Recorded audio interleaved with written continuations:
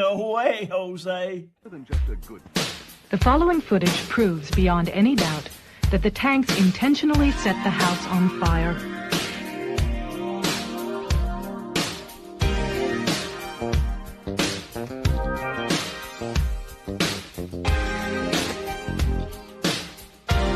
It proves that the Branch Davidians were murdered.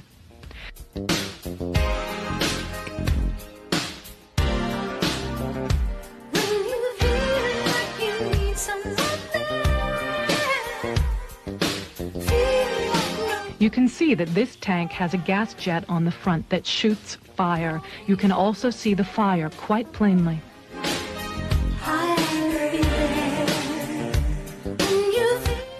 The tank goes into the house twice, and each time as it backs out, the fire at the gas jets is plainly visible.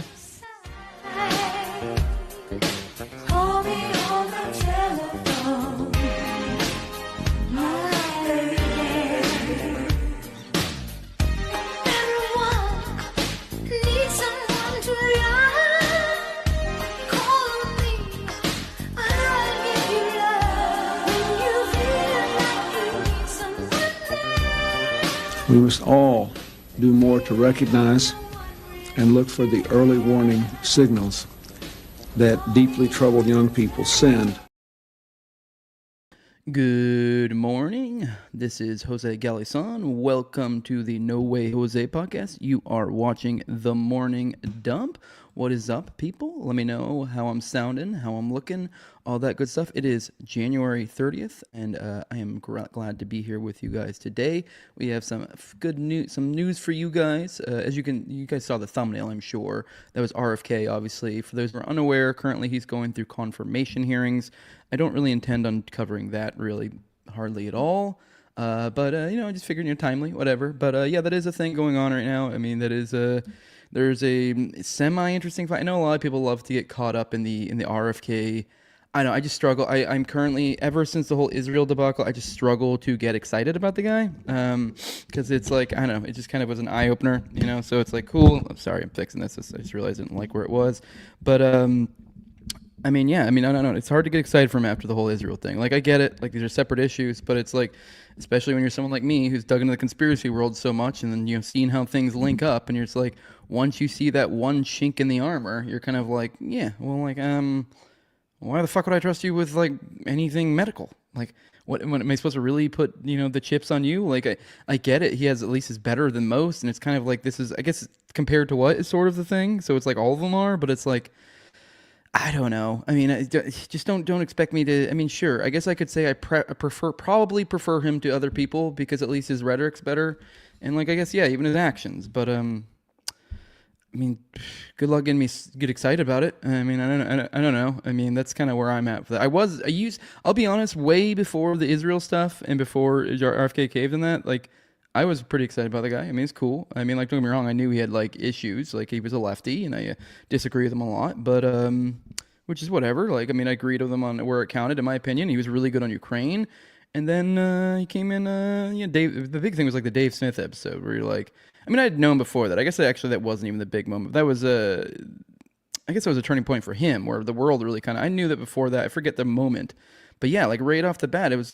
I'd say that Dave's episode was probably like more like an exposing of like, because I was kind of like maybe kind of hoping that like maybe once I heard him out, like at least he would like have some sort of like I could believe that he actually genuinely held this position, and like while I may disagree with him, at least it's coming from. But no, the impression I've gotten from him on his Israel stance is that it's completely contrived, and for some reason, whether it be blackmail or what. He is he's completely just going against what he likely probably genuinely believes, because I just cannot. I struggle after hearing him out on other issues, like when it comes to Ukraine and other things. It's just like, and other just foreign policy in general. It just makes no sense to me. That's like, oh, but Israel, except Israel. So but no, it's cool what they're doing in Gaza, and I just can't. I struggle to get behind somebody like that. But I mean, whatever, cool. Yeah, guys, I see you guys in the chat. Morning, Eddie Grimm. What is up? Good morning, Robin. Good morning, Doctori. Doctori, you really hooked it up today. I don't know if it was you got both or 2 out of 3 of or actually the 2 main ones, but at least one of them, I think. So yeah. Jose's becoming a ginger. He said, "What? I guess I do look a little red. I don't know. It's brown. I think it's just a lighting thing." But yeah, guys. All right, let's go ahead. What's up? What's up, game? Oh yeah, I do want to remind you guys the tinfoil hat episode dropped yesterday. So, but it was I believe it was in the middle of the night, at least for the Eastern time people. I don't know what it was for people over in Cali. But yeah, it was I don't know if I woke up to it essentially because I was expecting it to drop on Tuesday and it dropped on Wednesday. So it's out there. Go check it out. Me and Austin are going back on again. Basically almost exactly a month from now, the end of February. So it's the end of January right now. So cool. We'll be going back on, and that one was a very last minute thrown together thing. Sam literally hit up Austin last minute. It's hey, are you guys, you Jose available? And we're yeah, we can make it work. And we threw something together really last minute. But next episode, we have more of a coherent topic. I mean, it was still a fun episode, but it's just more kind of all over the place. This next episode is going to be more topic driven. I believe the topic is that me and Austin have talked about is kind of Gladio. And not just Gladio, but more because when people talk about Gladio, a lot of times, especially if you go on a podcast, you'd be let's talk about Gladio. It becomes this literally Gladio. We're not talking about literally Gladio. We're talking about the colloquial Gladio. When us parapolitical heads say Gladio or modern Gladio or domestic Gladio, what do we mean? And then also on top of that, it's not even so the colloquial Gladio and the extent to what it connects to all other basically the way we sold it to him initially was kind of it's the everything bagel of conspiracies because it doesn't have everything but it has a lot a lot when you tied into Gladio because I mean I don't know I mean sure maybe you could ham fist almost everything in there but I'd say for it's one of the conspiracies out there that really is I mean, I think there's a gap between understanding of people who know what Gladio is and then what people are saying when they say it in a parapolitical sense. So I think me and Austin are just kind of bridge that because I mean a lot of people go, oh, you mean that specific thing that happened in Italy and post World War II and I mean sort of, but not really. It's kind of that concept but expanded. It's kind of when people say MK Ultra, they don't literally mean the one sub project of many. I mean sometimes they do, but generally speaking, they just mean mind control fed shit. But all right, let's while we wait for more people to roll in, let's pay the bills real quick, guys. I do want to remind you guys that today's episode was brought to you by Nadeau Shave Co. If you're tired of that irritation, that razor brand, those ingrown hairs that come from those deep penetrating multi-blade cartridges. Why never had trouble with that word, cartridges. Return to traditional shave. You can shave just like your grandpa used to. Whether you're shaving your entire face or edging up your beard, the single blades give you a barber-grade shave for a fraction of the price. The standard issue includes one traditional safety razor and a box of 100 stainless steel razor blades. That puts you out about $75, and the estimate is that's supposed to last you for a year. Let's be real, that's a pretty generous year. It's probably going to last you a lot longer depending on the frequency of shaving. But now, if you are someone who shaves on the daily, that would be, in my opinion, the only time you would need anything more than just a standard issue. But if you're shaving on the daily, you may want to consider the Quarter Shave Club. That puts you at about 25 cents per replacement blade. Now, these also got 3-in-1 body hair and face soaps and other shave lather stuff as well. Great stuff. Feels great. Great for shaving with. It's a COVID mandate refusing company. This is a product. So this is a product that is cheaper. It is better. And it's from a company that doesn't hate you. It's a no-brainer. And also, you can get 10% off if you use code Jose. Let them know I send you. Use Jose for 10% off your entire order. And with that, let's get back into it. Let's check in with you guys. See if you guys are saying. Everyone's just saying good morning, good morning, good morning, good morning, Jerry. Good morning, Real D Ford. Good morning, Schrodinger. But yeah, guys, if any of you, I am curious if any of you guys are new here. If any of you are newcomers from Tripoli, let me know. Let me know in the chat. But let's hopefully more of y'all will roll in here soon. But let's go ahead and get into the first bit of content for the day. Here we have I didn't put this on it, then I remembered last minute. Did a DC plane crash? Here we go. Real quick. Sorry. Here we go. The DC plane crash. No survivors expected. Jesus Christ. Okay. I know this happened last night. I know we reported on it on Tower Gang, I guess. That's the last time I talked about it, which is a comedy show, so I wouldn't really consider that reporting on it. So this is the first time I'm really telling you guys about it. Last night, a Black Hawk helicopter, I believe, it's in DC, and I'm not sure, maybe I'll say in a second what specific type of plane. Just a regional jet, not that it really matters, but just a commercial jet of some sort. It struck a Black Hawk, and it went down. Last I heard last night, they were trying to save people out of the plane, but now they're saying no survivors. So very weird. So here we go. American Airlines regional jet went down the Potomac River near Washington, D.C.'s Ronald Reagan Washington National Airport after colliding with a U.S. Army Black Hawk helicopter on Wednesday night. No survivors expected amid extremely cold and windy conditions. 64 people were on board the plane, which departed from Wichita, Kansas. The collision happened around 9 p.m. when the PS Airliners Bombardier CRJ 700 regional jet was on approach to the airport. I mean, okay, what to know? I'm trying to see if there's anything to say how the fuck this happened. Because I've told you guys before, I have a little bit of background. I'm not a pilot. I don't work in the tower, but I was a mechanic for an aircraft mechanic, a flight line, a crew chief is what you can call it. I worked in flight line. I also worked in the hangar, so I did things like the day-to-day things where I would do the whole be the guy with the wands, come on, let's go, you're clear to go, start up engines, oh no, there's a fire over there, I was the guy that was on the ground giving signals to the aircraft to let them know to go. I would refuel the jets, so I did the day-to-day. I did for probably at least 3 or 4 years, the day-to-day, on the flight line, the little inspections. I also did hangar stuff. That's the majority of what I did, was probably about 6 years. I was in there kind of pulling these jets apart. But anyways, the point being is I kind of have a little bit more knowledge of so it is one of these things that it just seems like it shouldn't be able to happen. I wish if I knew a flight controller, I feel like this would be a good person to have a conversation with, because you just don't hear about these things happening a whole lot domestically, because it's they kind of have that shit on lock. So in my opinion, this would likely almost be a tower issue. So for those who are wondering, the only thing I can wonder is maybe if it's in DC and then we're dealing with a military helicopter here and then a commercial jet. Maybe there was some sort of issues with communications being scrambled between unofficial and secure, between unsecure and secure, radio channels or something. That's the only thing I can really think of on that end. But it is bizarre. Right here, for those who want to know, here's the flight path, if that matters to you. I found this on antiwar.com, and it brings a link there for anyone who wants to see the latest. But yeah, these soldiers in a helicopter had night vision goggles. Heck, I don't know what relevant that is. So they did have, so the Army helicopter, which had 3 soldiers on board, was on an annual proficiency training flight at the time of the crash. SecDef Pete Hegseth said in a video message. It was a fairly experienced crew that was doing a required annual night evaluation. They did have night vision goggles. This is a black box not recovered yet. This is a real bummer. The transportation secretary is saying it's absolutely preventable, which I would have to assume it is. Just I don't know the ins and outs when it comes to tower work. Once again, I am kind of assuming this is on the tower. I don't really understand who else it could be on. Because usually, you have to literally, for those who aren't aware, when it comes to being on the flight line. Let's say even on my side of things, when I was working the flight line, if I want to tow an aircraft from one spot to another, which is a thing that I would do sometimes, you would have to get approval from the tower, and from also there's another entity you have to get approval from.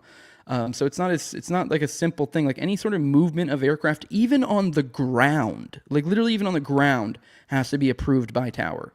Literally everything they do is supposed to be not even whenever I'd be hooked up to an aircraft, on a headset, listening, talking to the pilots, everything they're doing, I'm listening while they're doing their flight checks and stuff. They're getting approval from tower. Am I good to turn on this? Oh, what time are we taking off? Oh, can I make an alteration to the flight path? Oh, can I make an alteration to the takeoff time? Oh, we're ready early. Do you really want us to sit here for 20 minutes waiting to go? Because we're ready now. No, you need to wait.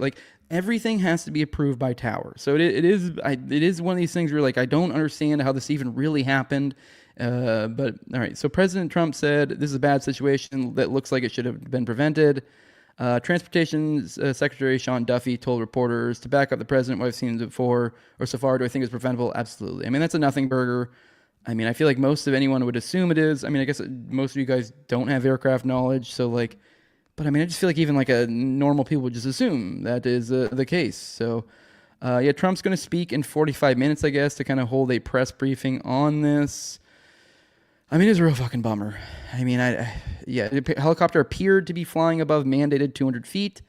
Okay, I guess there we go. Early focus from the investigators is the flight path, which appeared to be flying at about 350 above the mandated 200. Okay, well then once again that goes to the tower thing, they were supposed to be, I think they're assuming they're probably supposed to get approval when they go above that 200 or something.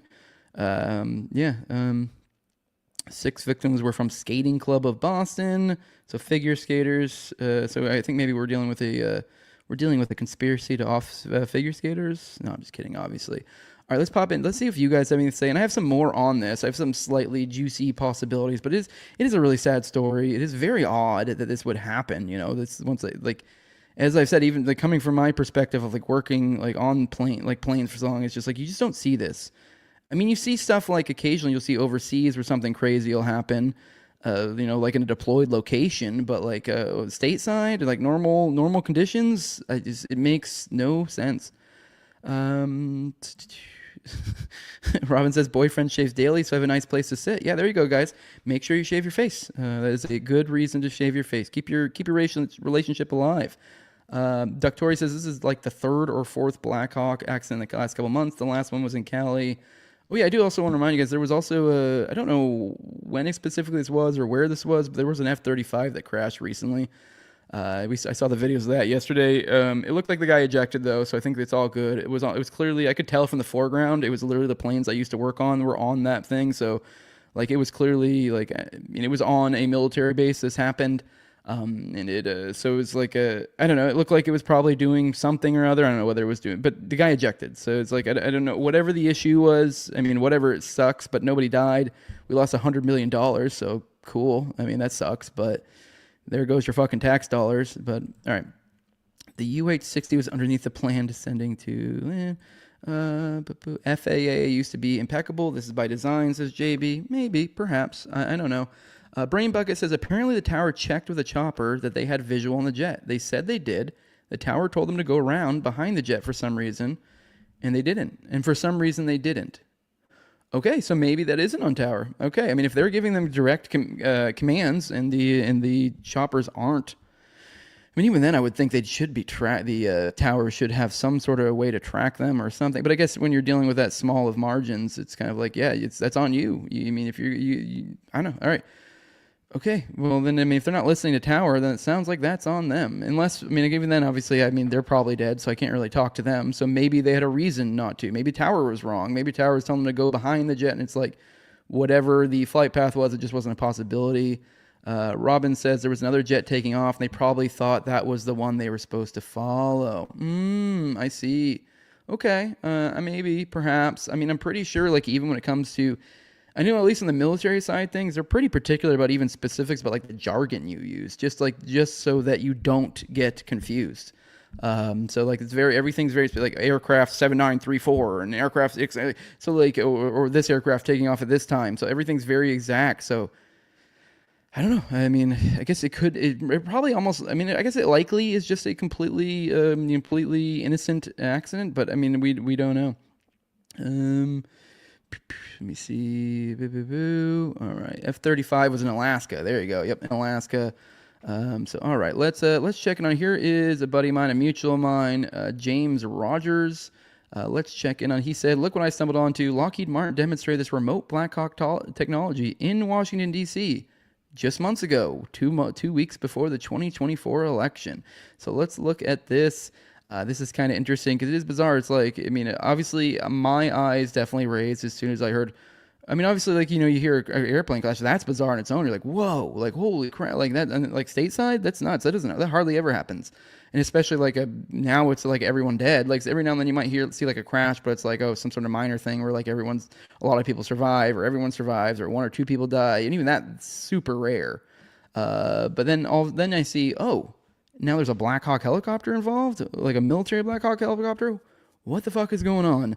I mean, obviously it's DC, so I'm sure I know there's military bases there. So there's, you know, military flights all the time. So I mean, that said, it also means less that it's in DC. But I know, I mean, obviously we always are going to keep options open. I'm not saying this is the case that there was some sort of remote shenanigans going on here. If there's any other case, I would actually lean towards this is likely some sort of accident. But I mean, this is a good time to kind of use this as a segue to remind us that, like, hey, these are things they could do, and remember, our government is not above doing that. So I know people see lots of people out there go, you shouldn't cover this sort of stuff because it's like, oh, you're jumping to conclusion. I'm like, I'm not even jumping to conclusion. I'm just reminding you this is a possibility and one that you should keep in the back of your mind because they are more than willing to kill you, and they've done it before, and they'll do it again. So let's go and play it.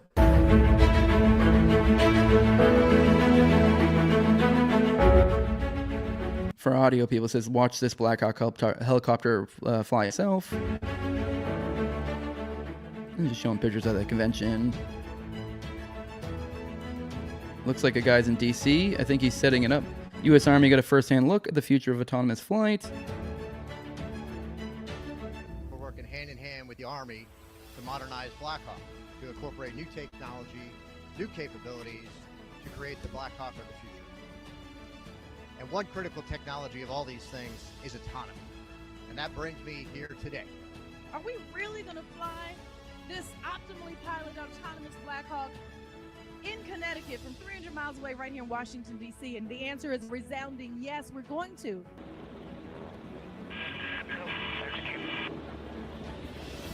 So to reiterate, this is 300 miles away. To a stabilized hover, and this is going to simulate contested logistics operations where we would have a ground crew hooking up a swing load to the aircraft. And this aircraft is holding position remarkably well. This is autonomy will revolutionize congested logistics operations. With our Matrix flight autonomy system, we're delivering the future. Today, thumbs up. So that's from Lockheed Martin. They have developed a remote Black Hawk technology. That's where we're at now. Although, I mean, I'm not surprised. I mean, we already have drones. So, I mean, really, to what does it really take too much to? I don't know. I'm not a Black Hawk mechanic, but I would assume if you're able to do it on their jets, I mean, I don't know. You could totally probably redo some shit and have it happen in yours. But it's just reminding you guys this is a thing that's out there. So and there's another video too here. I'm not going to play this one. There's actually, I think, more. But so there's more to this too. This one's looks like one from DARPA. Actually, fuck, maybe I will watch this one. Let me see. Oh, never mind. I guess he has a whole thread on this. Jeez, I didn't realize it. Here we go. Here's an article. He said, I'm not going to read the article. Okay. Boo, boo, boo. Sorry. I'm just scrolling through this real quick, seeing if there's anything more. I didn't realize he made a thread out of it. Just the one video. All right, let's move on. I think that I guess there's more details. You can go check out his thread if you want to dig more into that. But there's a thing that is out there that it can do. Let's check back in the chat. Good morning, JB. Good morning, Doc Shelley. Oh, did I already read that one? I think I scrolled up too much. Okay. Let me see. If you see all the aircraft in the area, DC is a shit show. So much restricted airspace because of the White House, Capitol, and Pentagon. That is a good point. I didn't even. I know, like I mentioned with the military planes. Like I know for a fact that's a place that's like stuffed full of military planes. DC just is all the time. It's just how they are. I mean, it makes sense. It's DC, and there's also just lots of people flying in and out. So it makes sense that there'd be a lot of. It'd be a kind of a shit show so far as airspace goes. So I guess I could understand why this would be a spot that's more subject to issues. Dr. Roy says, theoretically, can vehicle with a computer be controlled to some extent remotely? Theoretically, any vehicle with a computer can be controlled to some extent remotely. And Brain Bucket said, Juan Brown is a good source of info on air accidents. Here's his video from last night. So if anyone wants to check that out. Robin says, I'm not a Black Hawk mechanic, but I banged one in Afghanistan. Good job. Nice. Props, I guess. All right, here. Let's get back to it. Now, here we go. More on the we're winning. So much winning. Trump signs executive order to combat anti-Semitism. So here you go. I mean, I don't know if what the specifics are on that. I listened to... You should be listening to Dave DeCamp every day. If you're not, you're kind of fucking up. I mean, I mean, as a content creator, I definitely do because I like to keep up on the war news. But he talked on that quite a bit. Apparently, it sounds like they're taking. It has something to do with, I guess, the specific. From what I recall, go check out Dave DeCamp's, and I think it might even be probably if he talked about it, it's probably an article on anti-war. So you can go check that as well. But it sounds like he's ramping up different measures. And I guess the specifics is if it's supposed to be only when there's like a specific crime involved. But if there's so essentially it's kind of like a hate crime thing. So I guess that's my understanding. But either way, it's still, I don't like this idea of we're dialing up more reasons to like, any sort of hate crime in general. I mean, it's not even just an anti-Semitism thing. I don't really like, if it was like, oh, if he signed executive order to combat racism, I'd be like, dude, this is fucking gay. Like, that's woke. Like, this is like all this stuff. Like, oh, we're getting woke bullshit. Like, this is woke. Like, why? I don't understand why people say. I still struggle to understand why people, have some sort of carve out for anti-Semitism, but they're all the conservatives. If this was to combat racism, every single conservative would be probably upset, thinking he was, fucking pushing some sort of woke agenda. I mean, because to them that is the woke agenda. Like, so, this is not a fan of that. I mean, there's ups and downs to be had with this incoming administration for sure. All right, here's a fun little video. This is from my buddy Clint. He clipped this up. Said the Russian government is now challenging America to investigate the multiple attempts on Donald's life. They claim Biden was behind it. This is evidence that the U.S. is no longer a democracy. So let's watch this. I guess I'll have to probably read this to you. Fuck. Maybe this wasn't the greatest idea. We will turn to the Congress of the United States of America with a request to conduct an investigation of this situation. Sorry, let me turn the volume down. It is fraught with a global conflict, a discussion of the issue of the murder of the president of any country. In this case, the president of the Russian Federation. We must take this seriously. Moreover, we see that there was an attempt to assassinate Trump. The Prime Minister of Slovakia, Fico. There was an assassination attempt on Orban. It was prevented. And all this is around the administration of Biden and his henchmen. I mean, that's pretty. This is quite the. I mean, I hadn't watched this video yet because I'm saving it for you guys. Once again, if you guys don't understand the shtick of this show, it's just a live stream hanging out with you guys. Very raw. I mean, sometimes I pre-read things for this, but generally speaking, it's just off the cuff. I mean, I literally am kind of bookmark things and I bring them up, stuff that I want to cover with you guys. So I hadn't watched this yet. I knew obviously about the accusation against Biden. That was wild enough, but now it seems obviously the wider accusation is here. That he's implying that not only was Biden behind the assassination attempt on Trump, but multiple other world leaders that I guess had similar type situations. So wow, that's quite the accusation. All right, it is unacceptable for such issues to be discussed at the state level, he says.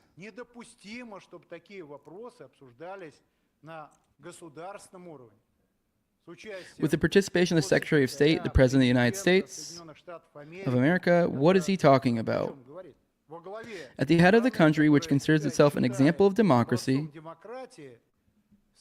there are ordinary bandits, murderers. This is a crime. Let them prove that this country is a democracy. Let Biden go with Blinken to the electric chair. Then the whole world will see that this is democracy. And if they are silent, then they shouldn't open their mouths and teach anyone. We take this seriously. And we will do everything to protect the president and our country. Because any challenges and threats we consider as a threat to our country. And this means that there must be a tough and immediate response. This dude fucks. This dude's dope. All right, yeah, this dude's cooking. All right, guys. Jeez, wow. Let's pop in with you guys. See what you guys think. Whew, man, that guy is cooking with fire. I like this guy. All right. All right. Well, jeez. Let's see. All right, just more good mornings in the chat. I thought maybe you guys might have some thoughts on that one. All right. Once again, that was okay. Who is this specifically? This is Russian government. Let me see. Actually, it was somebody else clipped this up. No, I don't know who this is. I was looking to see if I could find specifics on who this guy is so I could tell you what role he plays. But I mean, even just the fact that they're saying this in the halls of power of Russia is pretty wild. I mean, maybe this could be some sort of crazy outside, random politician that, just says wild stuff. But man, this dude's got some balls. Good on him. All right, guys, here is... the cult story. This follows up on Doctori's. Doctori, I think, the other day shared some stuff with us. It was actually kind of an ongoing thing. We had he sent over the wrong story. The story he meant to send over another one. We covered this story about, I guess, the southern border or something, and some sort of... No, actually, they were both. Never mind. I'm confusing myself again, because the issue was we covered the first time. He was confused, kind of like, what the hell? Where was some of the reporting I saw before? And then he found another one later, and it seemed to be the same one, but it had more actual the stuff that you're getting at, where like, oh, now we find out this is a trans couple. We find out that there's some sort of weird cult connections, whereas before it was just like, oh, here's some dude who died at the border, and like didn't say anything about all these other weird stuff. And then yesterday, I found some stuff about the cult that they're connected with, supposedly. So the Ziz cult or whatever. So here's Zach Stenz, who is screenwriter for Thor, X-Men, FC, not X-Men, The Flash, Rim of the World, Justice World, Camp Cretaceous, Empire of Wolves, Raven. Okay, cool. So he shares this. It's kind of wild that there is apparently a cult of young Bay Area computer geniuses killing people on both coasts, and it's not even a national news story. Ladies and gentlemen, the Zizians. Literally the only semi-comprehensive story is this one from a publication in the town where they killed an octogenarian, which for those who don't recall what that word means, that's like 80-year-olds or above. So let's read this article real quick. Scroll through this. So here is suspects. So this is Open Vallejo by Anna Bauman and Matthew Brown. This was written 3 days ago. So this stuff is we might be on some cutting edge stuff here. All right, suspects in killings of Vallejo witness, Vermont Border Patrol agent connected by marriage license, extreme ideology. All right, let's get into this. First, let's see how long this is. We can make this work. Yeah, cool. All right. 2 young people who applied in November for a marriage license in Washington have each been charged by authorities in separate January killings that claim the lives of a Border Patrol agent in Vermont and an 82-year-old landlord in Vallejo, according to police and court records obtained by Open Vallejo. So this is covering the stuff that we already talked about. So 22-year-old data scientist Maximilian Snyder. So this is part of this is recovering the stuff we already talked about. So because we talked about the Border Patrol agent in Vermont, that death, and we talked about young Blutt. So I guess they're connected with both, and we touched on that a little bit too. I guess this is going to go more into it. There's 21-year-old computer science student charged last week. That's Teresa Youngblood in connection with the shooting death of Agent David Milland. That was the Border Patrol agent. They appear to follow a fringe, self-described vegan Sith ideology that started in the Bay Area and has connections to violence, according to police records, an interview with a person familiar with the group, and years of social media and blog posts reviewed by Open Vallejo. Here's Maximilian Snyder. I believe that's the one who died, I think. Yes. Oh, was arrested. No, never mind. Okay, they both survived. It was the Border Patrol, I guess, that died. So I'm mixing up stories. I know there was another story with the border. I think some sort of border thing where somebody died a while back or something. So here we go. Yep. All right. So public records show that Snyder and Youngblood applied for a marriage license. Yeah, we covered that. Let me see. Motion files. Let's see. I'm trying to scroll past the stuff we've already covered. In 2022, Lind. Okay, here, let's get back to. Here we go. All right. Public records show. Okay, police. Vallejo. All right. A motion filed Monday by the U.S. Attorney's Office for the District of Vermont alleges that Youngblood had been in frequent contact with a person of interest in a homicide investigation in Vallejo, California. The Vallejo homicide suspect was also previously detained but not charged in connection with a double homicide in Pennsylvania, according to federal prosecutors who did not elaborate. In 2022, Lind was allegedly impaled with a sword and blinded in one eye during an attack by several young people who lived in box trucks on his Vallejo property and had stopped paying Lind during the pandemic-era rent moratorium. You know, that little delay I gave you a second ago, I was confused because I had scrolled down, I saw this Lind, and I didn't see them tell me anything about a Lind before this. I'm like, what the fuck are they? So they didn't previously mention him, and then they start mentioning him by last name. So that kind of confused the shit out of me, because who does that? But anyways, that's just me showing my autism here. All right, and blinded in one eye during an attack by several young people who lived in box trucks and stopped paying him. Court records obtained by Open Vallejo show that he was set to testify against his alleged assailants as the sole eyewitness in a criminal trial scheduled for April. So this dude got fucking stabbed in the eye with a sword and the eye. I guess blinded in one eye. They didn't say he got stabbed in the eye, so I don't know how he got blinded, but he got impaled with a sword and blinded with an eye. Maybe it was the same thing. Maybe he got stabbed in the eye. Although I feel like it'd be weird to call it impaled if you got stabbed in the eye. because impale, I feel like, implies that it went deep and kind of like held it there. I guess technically any stab's an impalement, but you know what I mean. Snyder studied computer science and philosophy, in which he noted interest in artificial intelligence to help advance the technological frontier of humanity in a responsible manner. He was named a National Merit Scholar. He won 11,000 on AI Alignment Awards research contest, according to a post on Effective Altruism Forum, which I'm pretty sure I've told people. I haven't looked on the effective altruism route, but I know some of you guys have told me that shit glows. I know that what was it, not Sam Altman, but who's the other guy? The guy that went to jail, Sam Bankman-Fried. I believe he was one of those guys.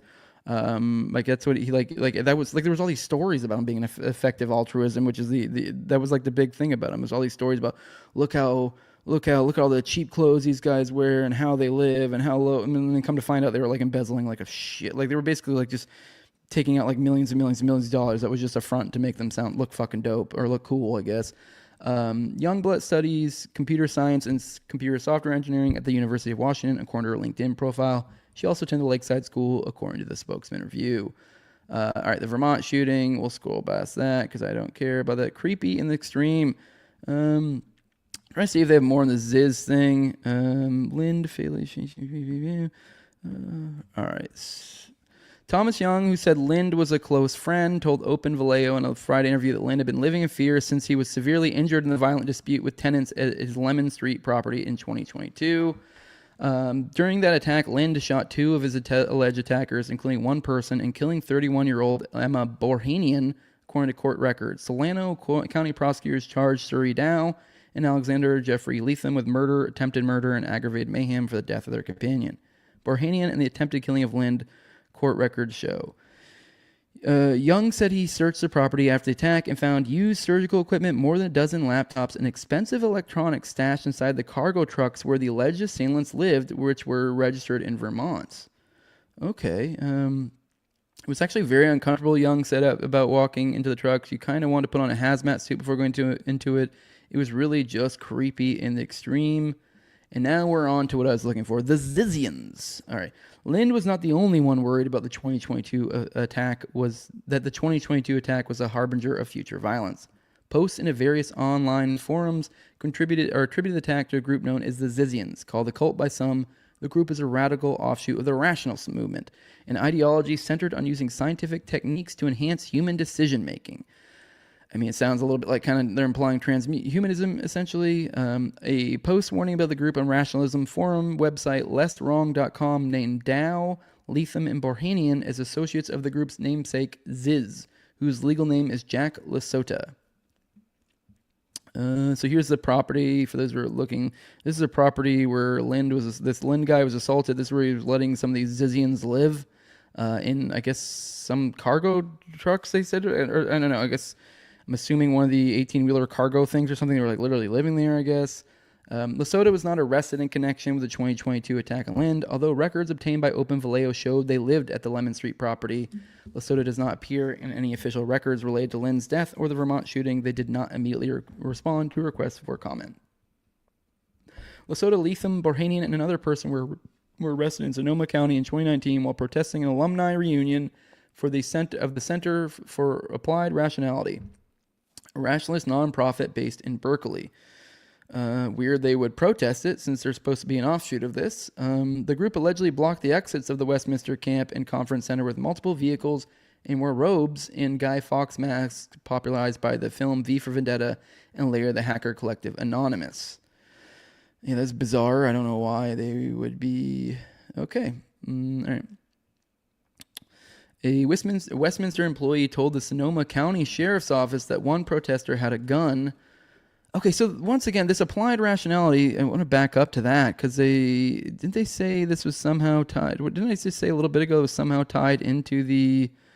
whatever. Maybe we'll come back to that later, maybe. I just remembered the whole Sam Bankman-Fried, the ideology he had. So I'm like I was just thinking about how these things are connected and then trying to conceptualize, like, what is going on with this protest? Like, is this some sort of break off of this? All right. Anyways, Westminster employee told the Sonoma County Sheriff's Office that one protester had a gun, but the report was not confirmed, according to the Press Democrat. The protester filed a federal civil rights lawsuit in 2019. All right. Community warnings posted on online forums about the group cite the protests and the 2022 stabbing as evidence of their potential danger. Jessica Taylor said she was a friend of Buckholt, who Taylor knew by the name Ophelia. In an interview with Open Vallejo on Sunday, Taylor said she heard through a mutual friend that a German national was involved in a shooting in Vermont and started to piece together the biographical details. When she realized it was her friend, she began posting on X about the incident. In one post, Taylor says she warned Buckholt about Zizians, calling them a murder gang. In her interview with Open Vallejo, she said that she fell out of communication with Buckholt in late 2023. It is not clear what kind, if any, structure the group has. The word Zizian was created by others as a label for this offshoot of the rationalist movement, and these individuals may not even call themselves such, according to Taylor. Taylor said the group believes in timeless decision theory, a rationalist belief suggesting that human decisions and their effects are mathematically quantifiable. So essentially determinism is okay. I mean, yeah, so the idea that if you somehow boiled it down, essentially there were kind of the ideas that were kind of similar to like an AI or something, that like you can look at the code and go, under this condition, this decision is made. So assuming you have all the factors and you can quantify all of that. The Zizians also apparently believe that because there are two hemispheres in the brain, individuals can split their consciousness between two personalities by waking one side at a time. Okay.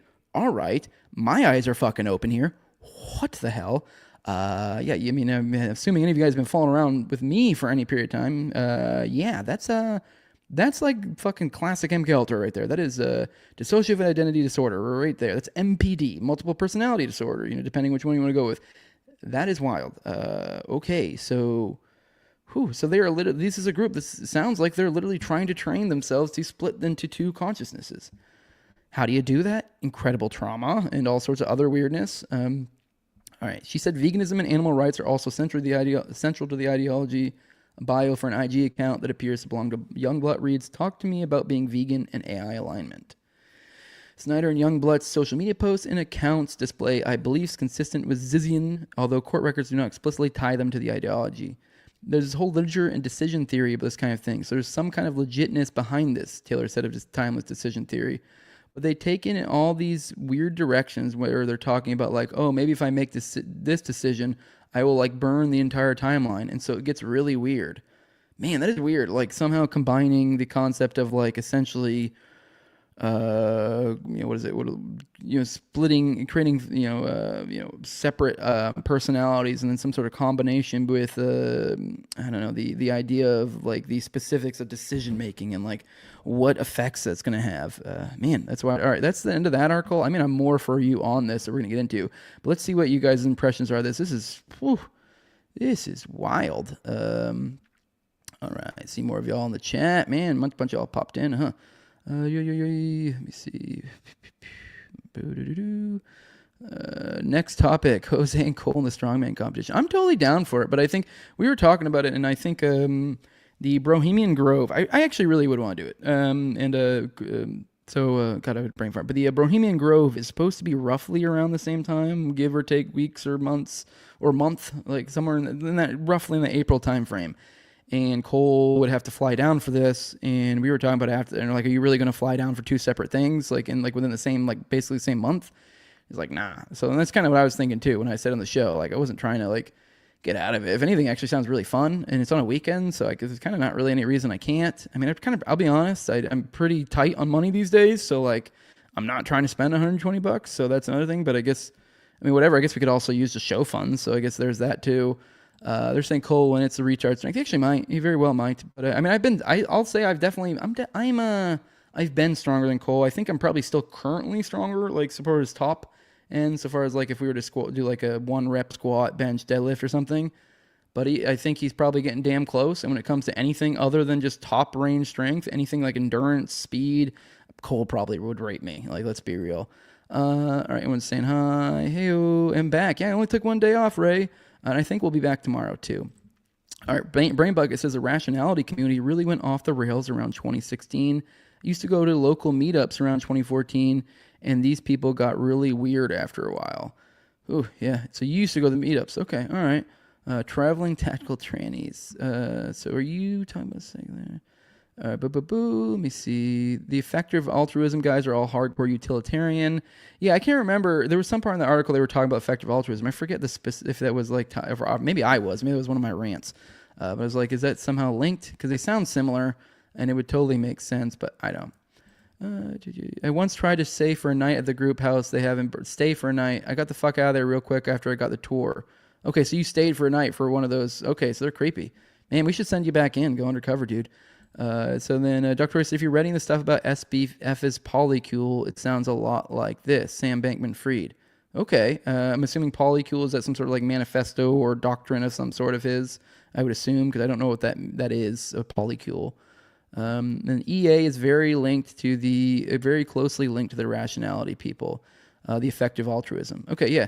And then I'm very very interested about this split. This split, because there was obviously it seems like this is a break off, and we talked about within that specific article that apparently they were protesting another what is it, rationality group? I keep forgetting the names of these stupid fucking terms. Something, I think it was rationalism or rationality, rationalism, I guess. Yeah, that's bizarre. All right, let's get back into this. Here we go. So here's back to this guy. Here, we just read that article. I cannot vouch for his veracity. This person seems to have run in adjacent circles to the Zizians, and here provides a breakdown of the dramatis personae in their actions, including multiple murders, suicide, and fake death. Now, this is Ayala girl, or Ayala, which, if I recall correctly, this is the broad that, like, either one of the many girls who got semi-big or famous-ish on Twitter from sleeping with a bunch of guys, or she did something really gross. I want to say maybe she's the dog girl, where it's kind of like implied she said she did, but then I think it's implied maybe she lied, but like I don't know. It's gross either way. But point being, this woman's kind of gross. But just letting you know, this is the source, and I mean it makes sense. She's obviously kind of a fucking weirdo, so it would make sense that they would run in these circles. All right, Zizian Myrtle Coat summary for those out of the loop. So she says, I know a bunch of people who were involved or adjacent, including someone who accidentally got some footage. The summary below is based on talking to these people, looking at court documents, reading blog posts, etc. I was also at the protest CFAR reunion and knew Daniel. Okay, so she was at the reunion. Okay, more info at the bottom, especially for journalists who would like interviews. Throwing that out there. I know I have journalist friends out there. This seems like something that is rife for digging into. So just throwing it out there. Pre-2019, Curtis Lind allows people to live in trailers. Over time, some tenants stopped paying rent and are later referred to as the cult by neighbors. So he was initially offering affordable housing to artists, woodworkers, and electricians. And you guys saw that photo earlier. I'm assuming you're watching. These are trailers and containers, and by that, it literally kind of looks like a redneck dump yard with a bunch of different trailer tractors and stuff that are kind of old and sitting there. And so when it's trailers, it's literally like the trailer on the back, like probably still connected to the truck type deal, and they're living in the back of those. So, all right. And I guess they had storage containers too. So that's what these people were living in. The cult consists of Ziz, Jack Lasota, Emma Bohanian, Somni, Alexander Leatham, and Gwen Danielson. Separately, at some point, Ziz attends a workshop by CFAR, which is a nonprofit focusing on behavioral psychology and AI. So the Ziz guy attended a workshop with that group that the Center for AR, what was it? Something, I forget what the A stands for, but then something rationalism or whatever. So that was that one we talked about in the previous article, that one get together that was from the other rationalists. And I thought it was bizarre that they were protesting. Well, I guess Ziz attended a workshop with them at one point, so then I guess he was the one that then broke off later, if I had to guess. November 2019, CFAR banned Ziz and Gwen from their alumni reunion, partly due to fears of violence. Okay, there we go. Now we're getting to where this is coming from. So this is what the protest was over. The CFAR banned them, was concerned about them being violent, and so they showed up to a protest borderline being violent. November 2019, Ziz, Emma, Somni, and Gwen protest the reunion with accusations of bad decision theory, it's complicated, and transphobia. All four of them are trans. So all of these ones is immediately saying, oh, it's because we're trans. I highly doubt it's because of that. I mean, judging by the demographic of these people, these are like, I would guess these are kind of like the people at these sort of workshops I would assume are kind of, sort of looking for, not the kind that would have any sort of issue with trans people. So this is I don't know, that just sounds like an excuse to me. I could be entirely wrong. Maybe they really fucking don't like trans people. I don't know. The protesters got arrested for blocking entrances while there are children on the ground and wearing on the grounds and wearing Guy Fawkes masks. They're released on bail.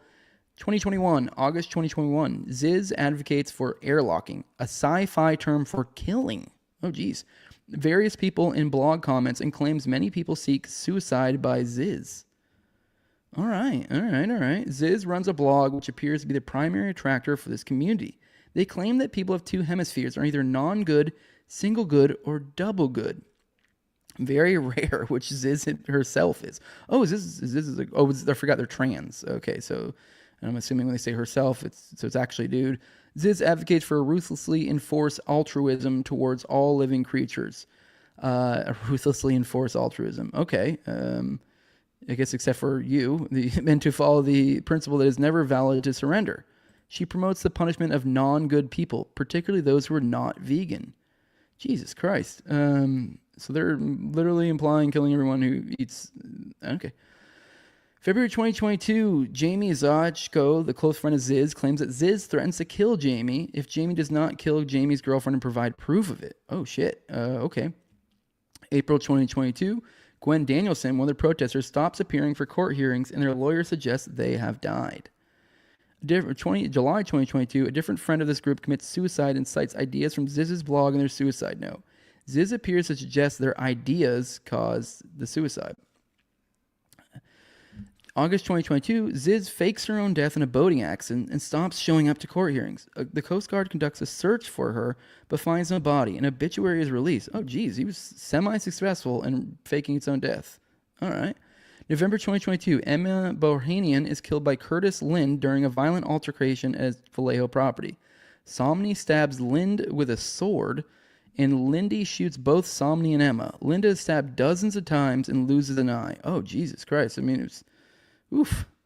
Lynn's account is that they had been threatening him for some time and one day requested he come fix a leak. They hit him from behind, and when he woke up, they were attempting to cut off his head. Holy shit. Oh my God. This is wild, dude. Okay, so like they literally lured him into their place, hit him from behind, and he just luckily... Man, this guy is lucky. Man, I mean, he woke up. I mean, okay, they hit him from behind, and when he woke up, they were attempting to cut off his head. He has scarring consistent with his claim. Then he shot Emma and Semney in self-defense. So somehow, while they were, like, he woke up and was able to clamor to protect himself. That is, whew, man, that's nuts. That is, all right. Stay alert out there, people. His friends claim, and fucking stay strapped. His friends claims upon entering the trailer afterwards, he found surgical equipment and chemicals he believes were intended to dissolve Lynn's body. Somni and Suri Dow are arrested. Ziz and Gwen are seen at the scene alive. It seems that likely Gwen had faked their own death earlier to escape court appearances, much as Ziz had. November 2022, Somni attempts to escape from jail twice. Man, this story is riveting. This is nuts, as I have not really seen this at all, and this has been going for a while. 2023, January 2nd, 2023, Richard and Rita Zajko are found dead from homicide in their Pennsylvania home from gunshot wounds. Their daughter, Jamie Zajko, was associated with Ziz, and we suspect the homicide was an attempt to gain money, several $1 million, from inheritance. Okay, so now it sounds like they got Zizians to help murder someone's parents. Police also suspect Ziz is involved in the murder. Police also suspect Daniel Blank, an associate of Ziz, is involved in the murder. Blank has not been seen, and we suspect he's dead. January 13th, 2023, Ziz is arrested in Pennsylvania for obstructing administration of law and disorderly conduct. Ziz eventually makes bail in June and stops showing up to court. We suspect that the arrest was indirectly related to the murders and that the police didn't have enough evidence to make a full charge. 2025, here we are now. January 17th, Curtis Lynn, who is set to serve as the primary witness in his assault case, is stabbed to death outside his Vallejo property. Okay, I missed that connection when we were talking about before. So that same guy earlier they tried to kill, then later they came back years later and were successful. Oof. All right, is stabbed to death outside his Vallejo. Okay, Curtis Lynn, who is stabbed to death outside his Vallejo property. And this is when he was set to serve as a witness. A man named Maximilian Snyder is later arrested for this murder. The previous year, he applied for a marriage license with a woman named Teresa Youngblood, who was in contact with Ziz. January 20th, 2025, Teresa Youngblood and a man named Felix Buckout are stopped while driving by U.S. Border Patrol in Vermont. Okay, so I sort of missed this bit, I think. Okay. Now this is making more sense, the connection. I don't know why. Okay, there's so many names. So, all right, this Curtis Lind guy, he's a guy one years before had been attacked by this Ziz cult. And I don't even know I don't think these are even the same exact people that he's interacting with now, like the one that killed him. So it's a Maximilian Snyder. So it's a different other people from the group, I guess, that were trying to take care. It seemed like getting rid of a loose end. So Maximilian Snyder is arrested for it. And this is the one who applied for a marriage license with Teresa Youngblood. And then Teresa Youngblood, 3 days later after the Curtis Lind death, is where they killed the border patrol agent. So this looks like within the course of 3 days, this Ziz cult likely killed off someone who was getting ready to testify against them, and 3 days later, a U.S. Border Patrol agent. So it looks like this thing is heating up. But all right, yes, Teresa and a man named Felix Buckhull are stopped while driving by U.S. Border Patrol in Vermont. They end up in a shootout, and Buckhull and a Border Patrol agent dies. Oh, yes, Buckhull did die. So that's what I was talking about earlier. I was getting confused with all these names. So, all right, so yes, one of them did die, the Buckhull character. All right, police find tactical gear, firearms, and burner laptops. According to the police, an unnamed person who purchased the firearms used in the shooting is also a suspect in the Pennsylvania Zajko murders, which that's the one where they murdered their parents. We think this is likely to be Jamie Zajko, given that the shooting is in the same town that Jamie Zajko has a registered address, Coventry, Vermont. She says, that's it so far. We still don't know the whereabouts of the people in the story who aren't either dead or in custody, and we sort of expect them to continue doing murders. 1. If you're a journalist and want to get in contact with people around the community/rationalist scene who know the people involved, you can fill out this form and your contact info will be shared around our networks. My friend trying to interview Lind about something else ended up getting a bunch of footage of him talking about the attack. If you're a journalist or documentarian interested in this footage, please reach out to him here. The above timeline is collected from sources the community has accumulated here. It also has some high confidence guesses made by people familiar with those involved. Please double check all claims yourself. So any journalists out there, please go follow this up.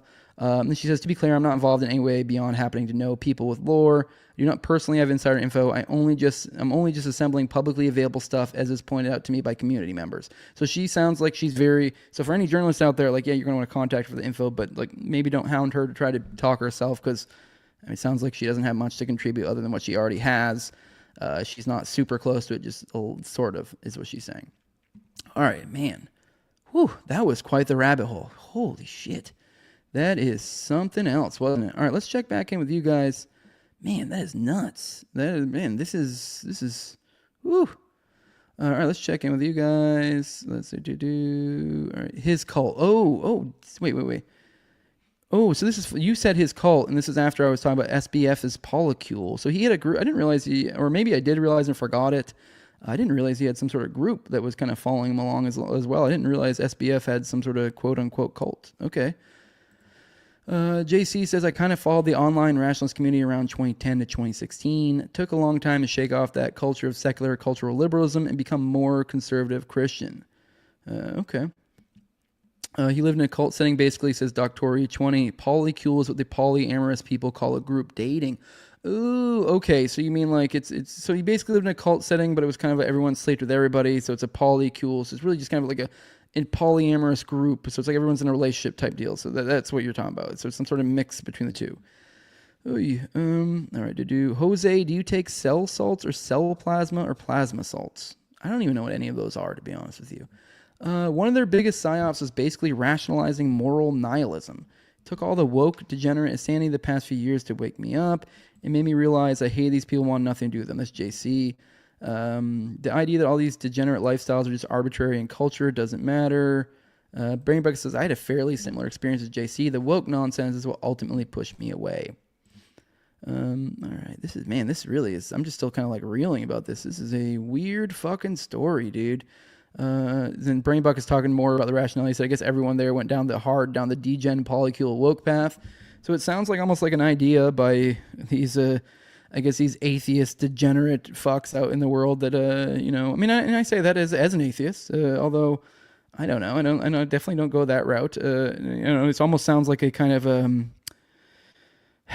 almost borderline do what they will kind of shit. Obviously, they have some rules, but it seems like these people are almost trying to create their own little like ideology or something resembling a religion or philosophy, and being that they. I don't think we're dealing with the correct building blocks, or had some things missing, or maybe even had some, I would even guess maybe had some sort of things pushing in one day or the other, outside sources, that it probably went spiraled, and that's kind of maybe what we're seeing now. But I don't know. This is bizarre. All right. Let's see. Man, why do all polyamorous people look like that? Alan said, yeah, they always are fucking idiots. That's for sure. All right. Let's these people can be convinced to do almost anything as long as you frame it in a rationalist way. It's 100% a psyop for middle and upper class midwits. Yeah, that's kind of what I was trying to drive at when I was talking about the concept of mixing the two things within that ideology that we talked about, where they're talking about the two-side brains. You're trying to split. You're essentially trying to create split personalities, and then the idea of the whole decision thing and how they're like, oh, if I make this decision, this could blow up the whole timeline, or what. So like that does sound like some sort of nonsense like way that they can, I don't know, like almost psyop, yeah, like middle and upper class midwits to be like, oh, this is what you need to do or whatever. I mean, if you're, I don't know, it's retarded. But all right, let's get into in the next story. Let me see. Here is, and once again, something else from Doc Tory. So it was Doc Tory. Actually, I think it's both of these from Doc Tory today. See what you guys just remember. You guys contribute to the show. You guys create the show. Make sure to be tagging me and stuff if it's anything interesting, which Doc Tory is usually fucking on it. Here is, he shared with me the picture of, this is the governor of California who was just appointed to rebuild, in quotes, L.A. And this is Casey Wasserman, LA 28 chairperson. And you can see in this photo, you may recognize these two individuals next to them, kind of looking like a nice, upper class, older, couple, I don't know, kind of look sweet. Well, that's Jeffrey Epstein and Ghislaine Maxwell. That's who those two people are. I'm not sure what plane that is behind them. I mean, I doubt that'd be the Lolita. That'd be pretty wild. But perhaps, because there's reason to believe perhaps it is the Lolita. Here's Johnny Vedmore. He says, I came across Casey Wasserman while researching One Nation Under Blackmail. This is from my Epstein 101 series. So here we go. So this Casey Wasserman guy. So he's one of the guys that's supposed to be integral in rebuilding California in the aftermath of these fires. So here we go. This is from Johnny Vedmore. Casey Wasserman also flew in the Lolita Express during the 2002 African Odyssey alongside Jeffrey Epstein and Bill Clinton. Casey Wasserman's grandfather was Lou Wasserman, who was a Hollywood mogul with a mass of mob connections alongside an array of links to the primordial ooze of our current deep state. Lou Wasserman's support helped various presidential candidates to victory. Along with Ron Burkle, I also reported on Casey Wasserman and Epstein 101, Influence and Collusion. In quotes, riding alongside billionaire Ron Burkle on the Lolita Express was Casey Wasserman, the guy we just mentioned, an American entertainment executive whose grandfather, Lou Wasserman, was exclaimed to be arguably the most powerful and influential Hollywood titan in the 4 decades after World War II. Casey Wasserman was the son of Jack Norman Myers, formerly Meyerowitz, and the LA socialite and philanthropist Lynn Wasserman. After his father was convicted alongside reputed mobster Chris Petty of money laundering, Casey Wasserman began using his mother's maiden name, most likely to escape his family ties to serious organized crime. Okay, so this dude is literally, dad was basically mobbed up. Like his literal father was mobbed up. And his grandpa was was a Hollywood titan, essentially. All right.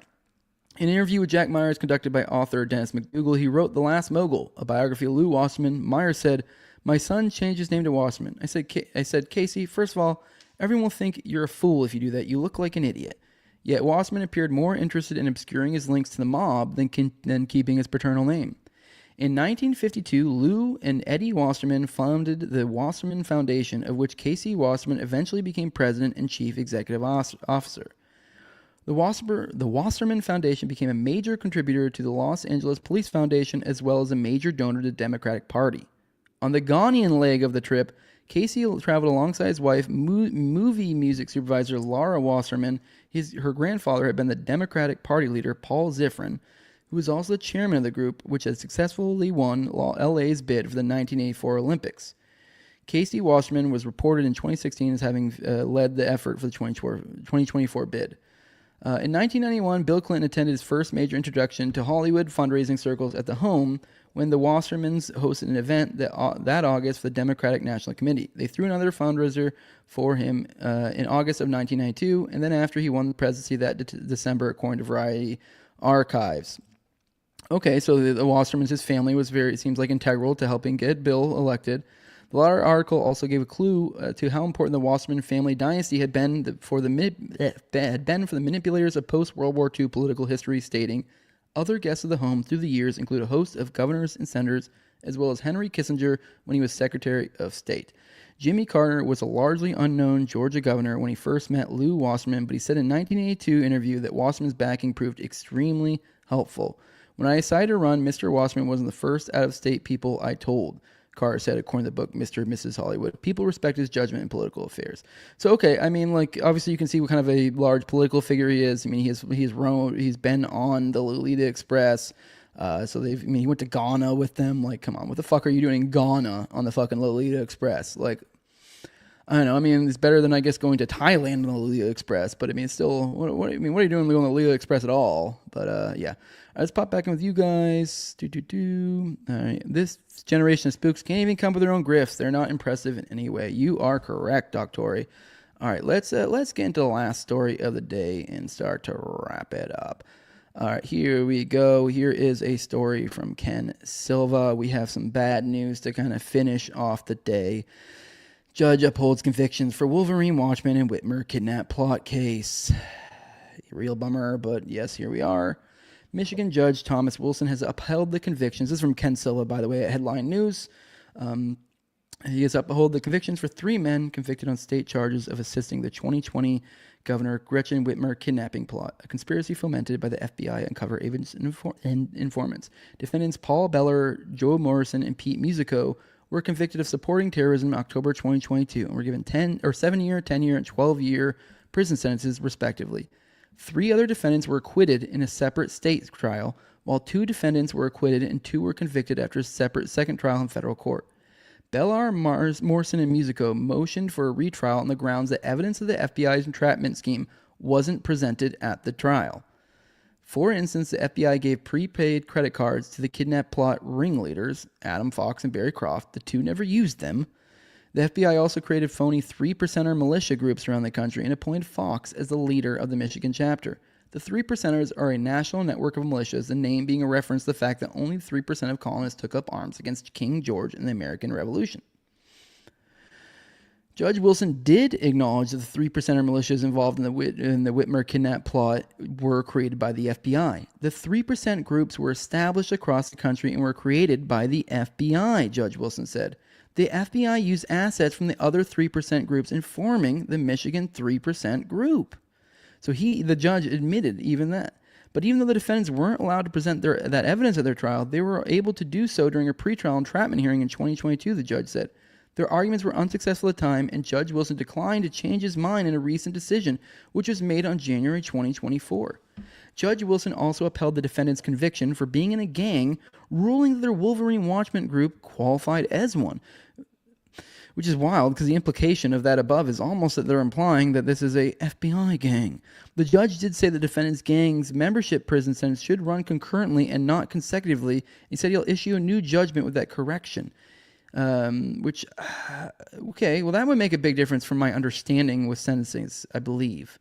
Because the whole concurrently or consecutively, I think that's like essentially the idea that I think if you have like 3 separate, I mean, you guys correct me if I'm wrong. You guys might know. I mean, maybe some of you guys have been in trouble more than I have because I haven't really at all. But from my understanding, I believe the difference concurrently, which is kind of a retarded way to even do shit at all, is that let's say the idea is you're getting charged for 3 crimes, and one has a charge of 1 year, one has 2, one has 3. And the idea being instead of serving 6 years because you're doing consecutively one after the other, you're serving them all at the same time. So I guess you combine them somehow, and then you just end up with, I guess the longest one is 3. Which is, I don't know, just a weird way to do it. I guess it just essentially then defaults to whatever the largest one is. I might be wrong, though. You guys correct me. That's my vague understanding. It's been a while since I've looked at or heard someone use concurrent in sentence. So you guys correct me if I'm wrong. It's not clear if that will reduce the amount of time the defense will have to serve. Oh, well, then I'm totally wrong then, because if what I'm saying is correct, then that should reduce it. I don't know. I'm confused. Maybe one of you guys in the chat will know what the fuck, how that works. Maybe one of you guys have got in trouble. Michigan attorney Dana Nessel issued a press release on Tuesday celebrating the decision. Public officials must carry out their duties without fearing for their lives, Nessel said. However, Judge Wilson's decision was only in relation to the Bellar, Musico, and Morrison's post-conviction motions. They still have a chance to fight their convictions in the appeals court. The federal inmates Croft and Fox also still have appeals pending. So yeah, I guess they okay. Well, I guess they still have, all right. Well, that's good. And the last sentence is, I mean, it's not ideal. Obviously, it would be great if this judge helped it. But they still have a chance to fight the convictions and the appeals. So that's good. So I guess they still have another chance, because I don't know when do you run out of appeals? I mean, this was, I believe, an appeal already. So I guess they have a chance to appeal the appeal. So I mean, okay. Hopefully we can see, hopefully in the future something can happen, because this is totally a aberration of justice here. That's for sure. All right, guys, let's check in with you guys. Yeah, exactly. A concurrent means at the same time. That's my understanding. I didn't know if maybe it had different meaning when it came to like legalism or something. That was my understanding, because concurrent that's what concurrent means, the word, but I don't know. I mean, like, so 6 years concurrent means 6 years. Exactly. Yeah, that was my understanding. So like I just didn't know if it meant something different in the realm of legal word if I got it wrong. But anyways, they charge people the same crimes and just give them different names. It's all retarded. There's no justice. Exactly. Well, all right, guys. This has been a fun time with hanging out with you guys today. Fun Thursday. Make sure to show up tomorrow. Please make sure to hit that like button wherever you're watching this. Leave a 5-star review. I do also remind you guys that if you want to get these early episodes, man, I'm flooded. I mean, I'm having a good month this coming month. I'm telling you guys this. What is it? I think I have tomorrow. I have the part 1 of my Vegas series, which I haven't ever covered Vegas like in an episode at all. So that'll be dropping. It's a part 1 that'll be dropping tomorrow. I'm actually interviewing. I'm recording part 2 tonight. So if you're a patron, you'll get that early. I'm also recording with Richard Booth and Jonathan Franklin together. We're doing like an OKC roundtable later this month. I mean, we got a lot of coming. We got William Ramsey coming on next week. I'm also going on William Ramsey's show later in the month to talk about the Detroit reading, or the Detroit case. And then I'm also going on we're going back on tinfoil hat in a month. We're gonna have a crazy month. Things are gonna get wild. It's gonna be cool to see a lot more of y'all joining the chat here soon. But if you guys do want to support what I'm doing over here, and you want to be able to get like early content and the such, you can do that over at patreon.com/nowayjose2020. The lowest level is $2, and that low level is what gives you those early episodes, like the one that's dropping tomorrow and the second part that we're doing tonight. Those both you can watch tonight, and you don't have to wait for tomorrow. You can watch both parts. And that gives you early. You can get that early. You also can be a talking head on the call-in portion of Already Dead with me and Austin. It's our Tuesday live stream show. That's at 9:30 p.m. Eastern every night. And then, they get the early stuff. And also, you can have ad-free RSS feed. So that way, I know a lot of people have complained about the new host and the ads. But with that, if you want to support, if you don't like the ads, go on over, just chip in $2, and then you don't have to deal with ads anymore. Or just go watch it on one of the video players, But the highest level is my sponsors. I read them off every episode. I'm my co-host on Tower Gang at Tower Gang Toad. I also have at AbrogateDees, at ZOVERCK, at _Infinite Zeal. Then I also have Tim Tuttle at Jolly Uncleable, and they have Will Bell's delicious blueberry rabbit eye wine. Then a big fan of the show, Torrin May. Then also at INWARD Lover, because we should all learn to look inward and learn to love ourselves, and we should all be inward lovers. So make sure to like, share, subscribe, comment, all that good stuff. Please help boost us up in the algos, baby. We're trying to build shit over here. Me and Austin, we're trying to make things happen. This year is going to be our year. So help us out along this way. We'll tell your friends, tell your mom, bring them on over to Already Dead, bring them on over to the Underclass podcast. We're going to make shit happen. We're going to get these morning dumps popping. We're going to get these Already Deads popping. This is going to be a fun year. I'm looking forward to having it with y'all. It's going to be a wild year. This is a year of the podcaster. That is for sure. So see everyone say bye-bye, bye-bye, bye-bye. Yeah, leave those likes. Let's get out of here, bitches. Deuces.